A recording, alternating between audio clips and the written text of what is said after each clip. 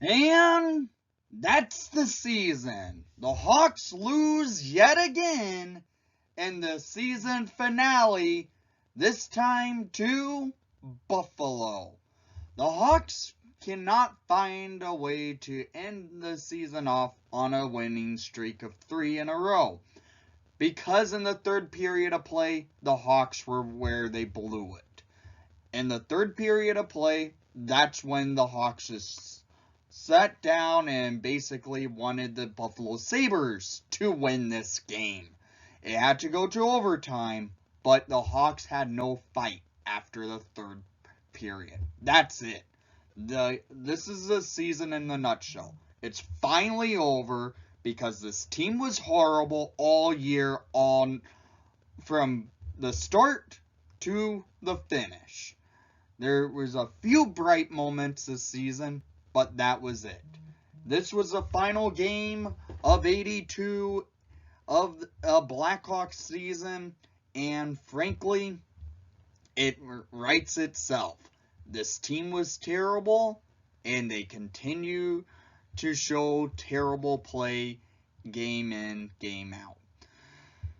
Because, as I mentioned, the Hawks had zero fight in that third period. Let's go to the shots per period in this game. You'll see it.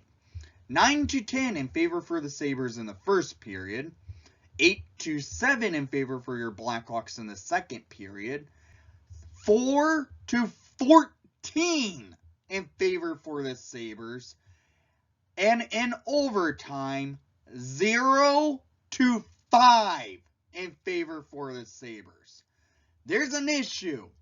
You go into the third period of play with a lead. Try to play the full 60 minutes of play. I get it. You're 5 minutes away from going on a long summer and golfing, because that's what you're going to be doing this off season. Because this team was a disgrace all year, all around. There was no effort, no fight, no giving of a true hockey team. They play 40 minutes a game, a lot, not 60. This time 65, and they couldn't finish it off. The Hawks season ends with a record of 28, 42, and 12. Total of 68 points. It's a rough season for sure. It's the start of a full-blown rebuild this week, because the rebuild begins as soon as this season ends. And this season is over for your Chicago Blackhawks. So let's get to the goals of the game, shall we? In the first period, it was a well-played hockey game. We saw back-and-forth hockey, good fight from each side. The Hawks were getting some good opportunities off, but Tatarski stoned them. And the Sabres got a couple good opportunities off, and then Colin Delia stoned the Sabres. So it remains 0-0 going into the second period. Into the second period we go. Sabres and Hawks start much of the same off as they were playing in the first period. Hawks had a few opportunities. Tatarski saved them. Sabres had a few opportunities. Delia saved them. There were a couple opportunities to score. Hawks couldn't bury them. Sabres had a few opportunities to score, and they couldn't come through. There's a chance that happened from the Sabres that almost led to a goal against, but then the Hawks take the puck down the ice, and at 8:47 in the second period, score by number 8, Dominic Kubalik, his 15th of the season, assisted by number 43, Alex Vlasic, and number 90, Tyler Johnson, to give the Hawks a 1-0 lead in the second period at 8:47. This goal was a beauty, as Kubalik, potentially in his last game in a Hawks uniform, gets a goal, by a great pass from Vlasic, who pinched up past the goal line, passing it to Kubalik in the slot, and Kubi with a classic Kubi bomb past Tatarski, giving the Hawks a 1-0 lead halfway through the second. Then the Sabres started to fight back, having a couple opportunities. They couldn't score. Hawks had a few more opportunities. They couldn't score. The Sabres get a power play, but it moves on into the third period. With 13 seconds remaining on that power play, they go into the third period.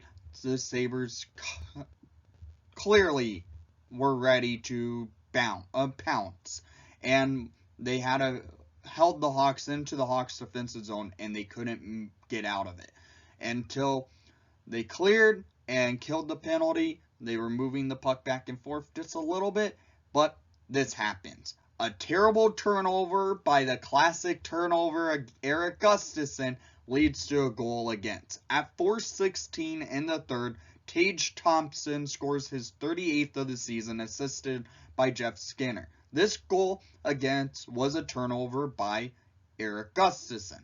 Gustafsson turns the puck over, Jeff Skinner gains control, and he goes cross crease to Thompson, who has a one-time opportunity past Delia. It's tied 1-1. The Sabres continue to control play after this goal. They were moving the puck in. Hawks could not get out of the zone until 5 minutes later. This happens. At 9:33 in the third period, scored by number 17, Dylan Strome. His 22nd of the season, potentially, maybe, hopefully not, his last goal as a Chicago Blackhawk, assisted by number 82, Caleb Jones, and number 12, Alex DeBrincat, giving the Hawks their lead right back. Hawks are up by a goal. This goal by Stromer, he goes to the slot, goes right up front of the net, redirects the puck past Tatarski by a great shot pass from Jones, and the Hawks have the 1-goal lead right back. But what is something the Hawks have been known to do? Have a 1-goal lead, and they blow it immediately. This time it wasn't immediately, but it was still pretty much immediately, because this Hawks team just blows leads this season. Because at 14:22 and the third period, Owen Power takes advantage of a Hawks cannot get out of the zone and scores his second of the season, going 5-hole on Colin Delia. Could there have been screens? Maybe not. They were removing screen if there was, but this one was on Delia. He should have made a save. Hawks could have had a 1-goal lead remaining, but Delia had his paddle of his stick up, and Power went 5-hole on him. So it's a 2-2 game. Owen Power tying it for the Sabres. And the Hawks could not get any opportunity out of the zone. We go to overtime. Hawks win the opening faceoff in the overtime, but they could not go into the O zone. They turn it over, go into the defensive zone immediately. And well, at 2 minutes into the overtime, Middlestad scores his 6th of the season, assisted by Cousins and former Blackhawk Henry Yoki Haru, to give the Sabres a 1-goal win of a 3-2 final in game 82. So, this is the season in a nutshell. The Hawks were terrible all year. They blow leads every game. When they have a 1-goal lead, it doesn't matter. They blow it immediately. That's how this team is, and it showed tonight in a nutshell. They play 40 minutes normally out of 60, and that happened again tonight. Thank God it's a break, because this season was a long, painful season to watch for the Chicago Blackhawks. Watching all 82 games of this frustrating team from the start, with Jeremy Colleton being a terrible head coach, from handing the clipboard over the boards against the Detroit Red Wings in, I believe, our 5th game of the season, to keeping Colleton way too longer, way past his overdue date, and having what happened by the scandal that happened led to a hard season to watch. We had a tough season. The Hawks now can relax. The season's over, and it's time to recharge the batteries and get something rebuilt to start going into next year, because it's going to be a long off season. Hopefully we have something where maybe a coaching change, we see something happen, because Derek King, he could have a chance to be gone.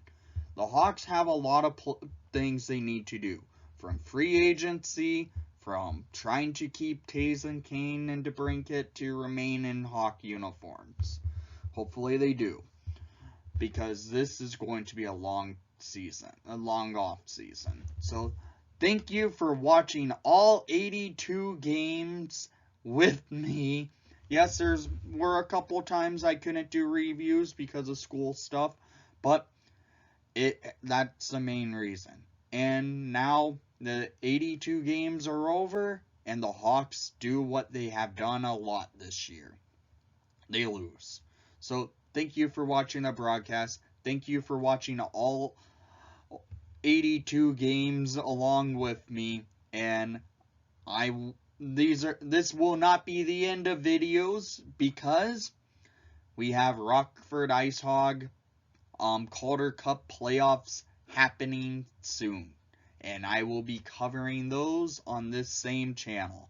And then we'll have some fun videos to come this off season. So thank you again, and most of all, one last time for the regular season, since it's now over, let's go Hawks.